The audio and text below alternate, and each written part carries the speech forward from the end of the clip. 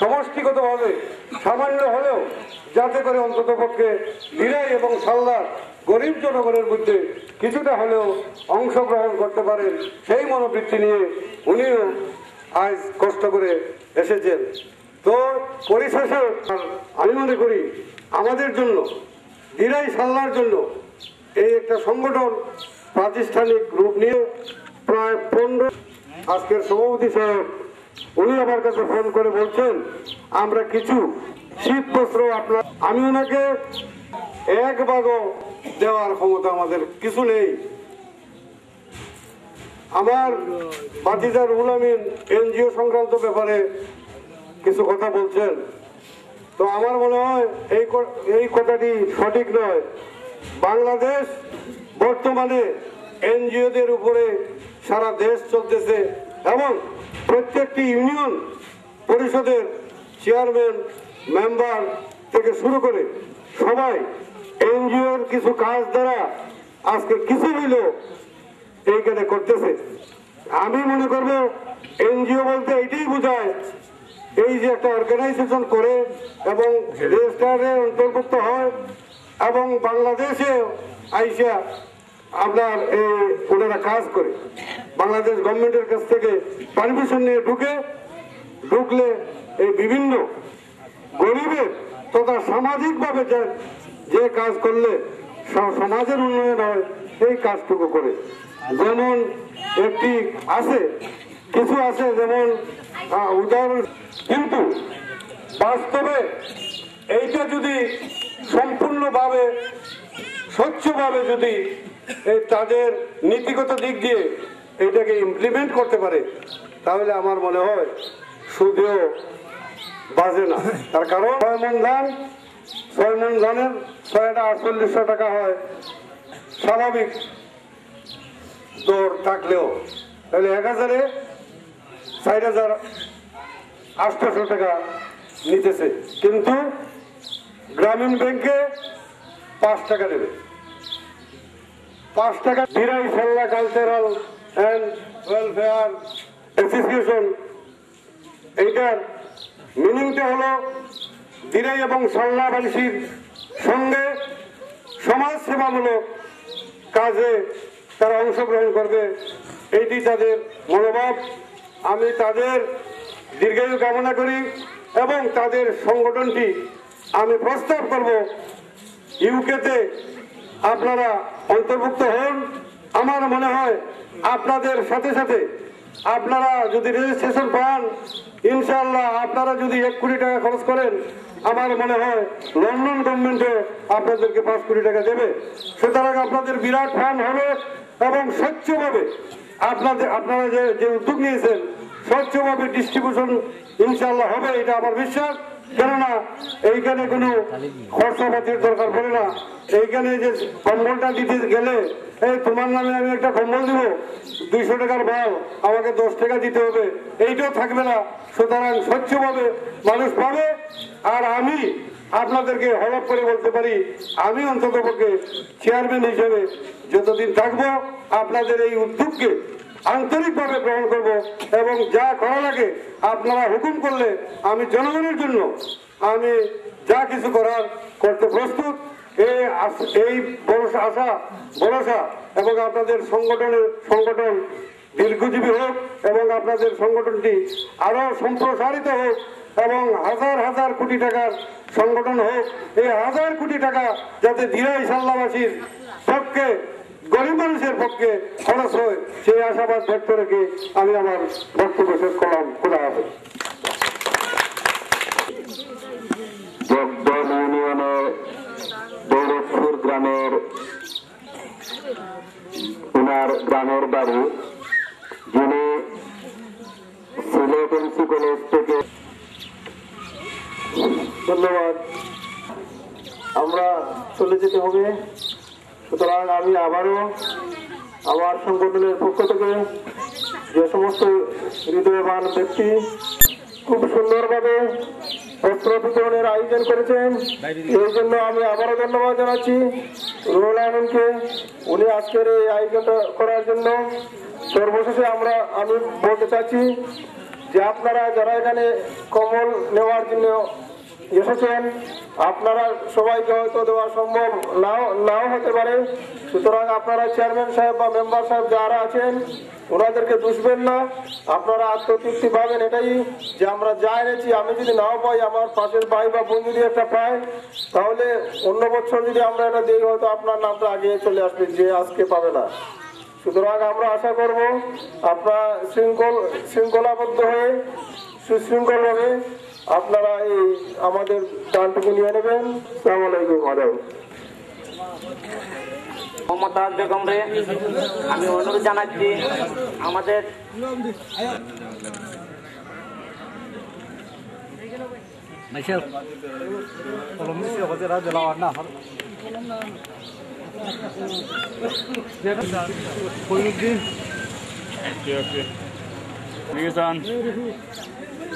সানফুড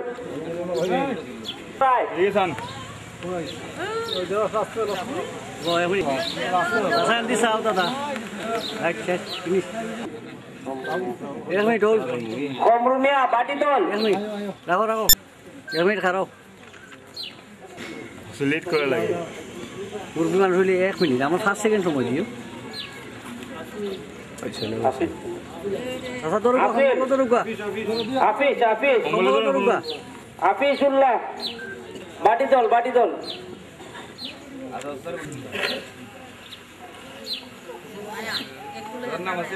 খুদে দাও বিবি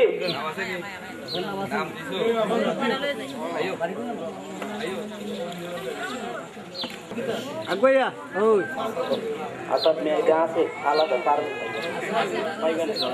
আছে রবিউল সাফা কম্বল ধরুন রবিউল সানফুড ওকে ওকে ওকে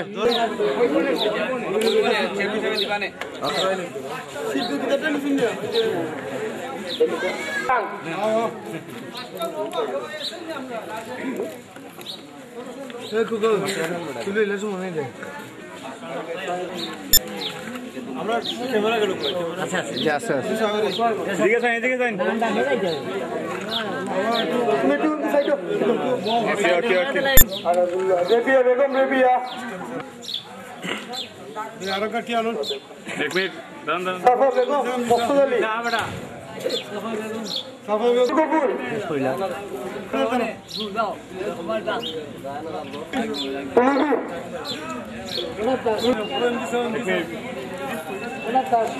অনাথ দাস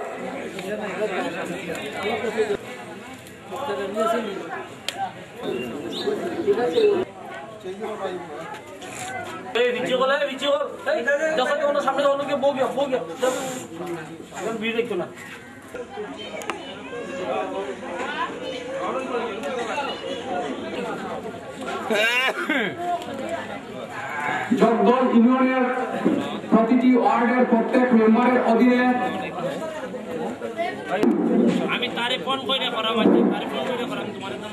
আজকের শীতবস্ত্র বিতরণের উপস্থিত রয়েছেন মোহাম্মদ শামসুল হক চৌধুরী।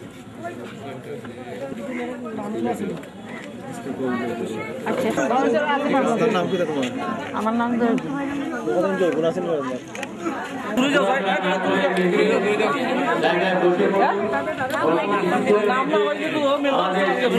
হ্যালো হ্যালো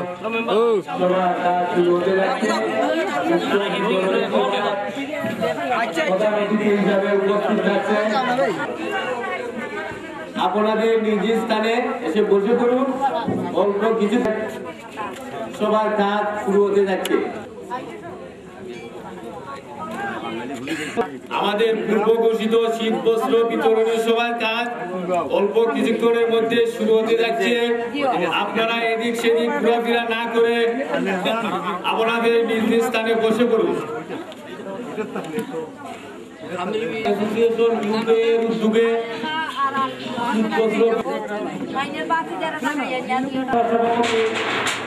জনাব শামসুল হক চৌধুরী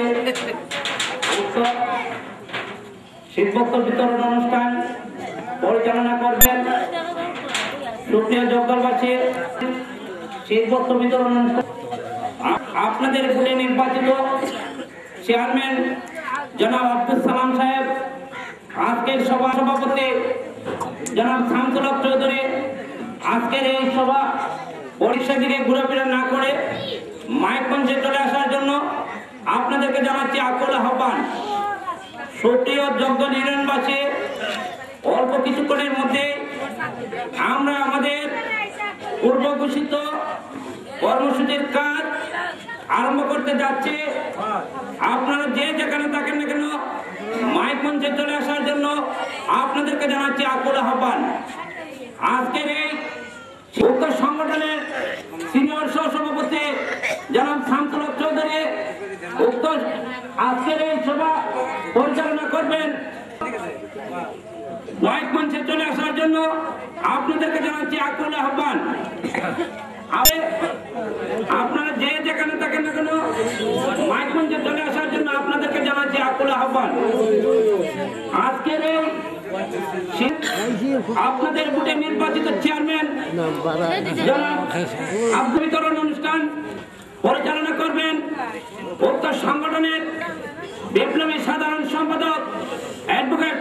আপনারা যে যেখানে থাকেন না কেন মাইক মঞ্চে চলে আসার জন্য আপনাদেরকে জানাচ্ছি আকুল আহ্বান। দিনাই এবং সাল্লায় আমরা প্রত্যেকটি ইউনিয়নে শীত বস্ত্র বিতরণ করে যাচ্ছি। তারই ধারাবাহিকতায় আজকে আমরা 7 নম্বর জগদল ইউনিয়নে আজকে আমাদের কাজ তখনই আমি শুরু করতে যাচ্ছি। আমি সবিনয়ভাবে অনুরোধ জানাচ্ছি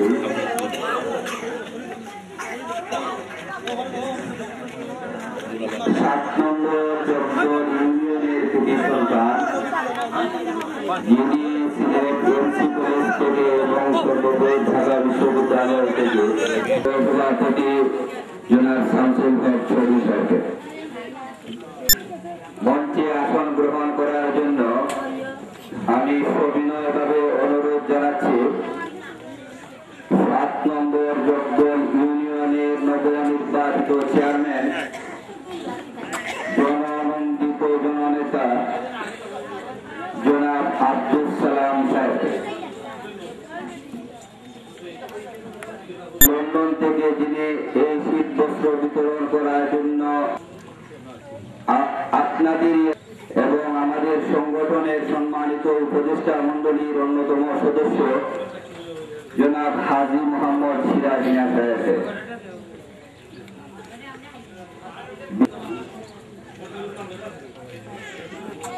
কৃতি সন্তান আমাদের সংগঠনের সম্মানিত মেম্বারশিপ সেক্রেটারি জনাব আব্দুল আলী সাহেব,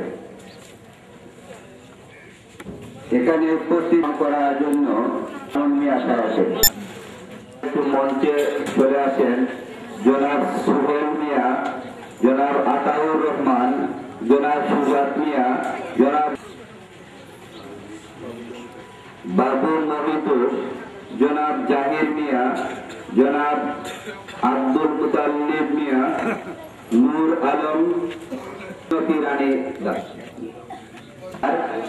গরিব দুঃখী মেহনতি মানুষ যারা আছেন তাদের জন্য যদি আমরা সামান্যতম হলেও কিছু করতে পারি।